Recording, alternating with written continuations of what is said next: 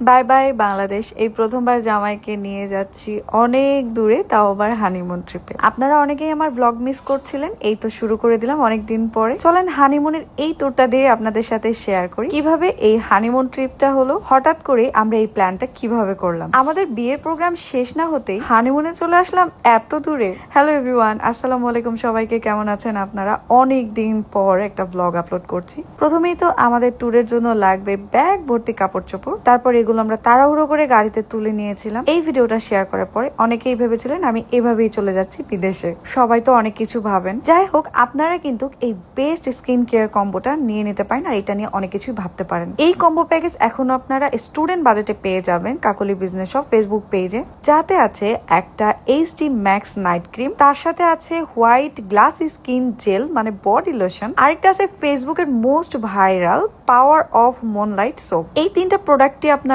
পেয়ে যাবেন কম্বো প্যাকেজে। কাকলি বিজনেস শপ পেজের লিঙ্কটা আমার ভিডিওর ক্যাপশনে দেওয়া থাকবে, চেক আউট করতে অবশ্যই ভুলবেন না। 90x ভিটামিন সি এর এই সোপটা কিন্তু আপনার স্কিনটাকে একেবারে গ্লাসি স্কিন করে তুলবে। যারা একটা বেস্ট সোপ ইউজ করতে চাচ্ছেন তারা এই সোপটা নিয়ে নিতে পারেন। আপনারা এই সোপটা অল স্কিনে ব্যবহার করতে পারবেন। সারাদিনে ফেসে যে পরিমাণ ধুলাবালি ময়লা আর তার সাথে তো মেকআপ থাকেই, এই সব কিছু একসাথে রিমুভ করার জন্য এই সোপটা একেবারেই বেস্ট। আর অনেকেই আমাকে জিজ্ঞেস করেন আপু বিয়ের পরে আপনার স্কিনটা এত গ্লো করছে কেন? বিয়ের পরে না, আগে থেকে গ্লো করছে, কারণ আমি ইউজ করতেছি এইচডি ম্যাক্স এই নাইট ক্রিম।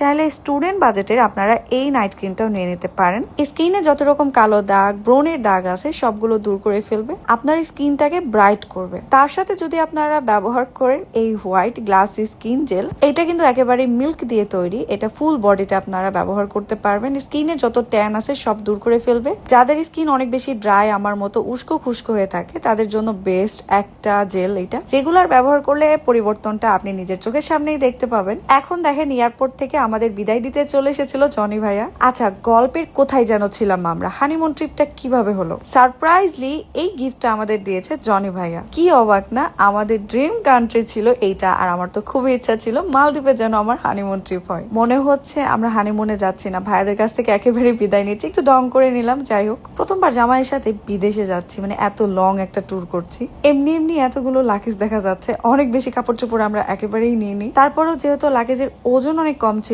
তাই আমাদের এই 3টা লাগেজ হয়ে গেছে। আমাদের বিয়ের প্রোগ্রাম শেষ না হতেই এইরকম একটা ট্রিপ একেবারেই আশা করিনি, আর যেহেতু এটা হয়ে গেছে আমরা দুজনে অনেক বেশি খুশি আলহামদুলিল্লাহ। আর মজার আরেকটা বিষয় শেয়ার করি আপনাদের সাথে, সেটা হলো এই প্রথমবার আমরা দুজন একা ঘুরতে বের হলাম।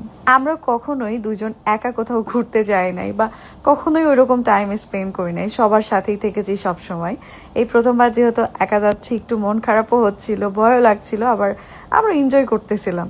এখানে আমরা অনেকজনকেই মিস করছিলাম, ফামিম, তারিক ভাইয়া, মিলিসা, কারণ আমরা চেয়েছিলাম তারাও আমাদের সাথে আসুক, কিন্তু তারা কেউই আসে নাই ইচ্ছে করে। আমি প্রথমবার এই ইন্টারন্যাশনাল ফ্লাইটে উঠলাম, তবে বৃষ্টির কারণে কিছুই তেমন বুঝতে পারিনি। মালদ্বীপ যাওয়ার আগে আমরা লম্বা একটা ট্রানজিট নিয়েছিলাম শ্রীলঙ্কা, তবে দুঃখজনক ভাবে সেটা আমাদের ক্যান্সেল হয়ে মাত্র 1 ঘন্টা পেয়েছি, তাই আর এয়ারপোর্টের বাইরে যাওয়ার একেবারেই সুযোগ হয় নাই। এর ভেতরেই আমরা ঘুরে ফিরে দেখছিলাম কোথায় কি আছে।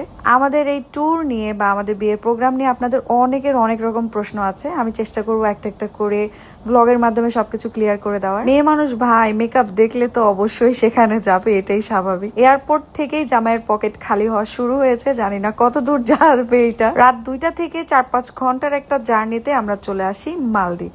মালদ্বীপ এয়ারপোর্ট এসেই আমার অনেক ভালো লেগেছে, কারণ এই এয়ারপোর্টটা আমার কাছে খুবই খুবই ভালো লেগেছে। শুধু আমার না, এয়ারপোর্টটা বাপ্পিরও অনেক বেশি পছন্দ হয়েছে। আর মালদ্বীপে আসার পরে আমাদের একেবারেই একা মনে হয় নাই, এখানে অনেক বাঙালি আছে। আপনারা যারা জানতে চেয়েছেন মালদ্বীপ আসলে ঠিক কত টাকা খরচ হবে, এখানে আসলে কি কি অ্যাক্টিভিটিস করতে পারবো, হোটেল বুকিং এর কস্ট থেকে শুরু করে অনেক কিছু আছে, যেগুলো আমি একটা ভিডিওতে সুন্দর করে আপনাদের ডিটেলসে জানিয়ে দেওয়ার চেষ্টা করব। লাইফটাকে সুন্দর করে উপভোগ করুন, সবাই ভালো থাকবেন, সুস্থ থাকবেন। আল্লাহ হাফেজ, দেখা হচ্ছে নেক্সট ভিডিওতে।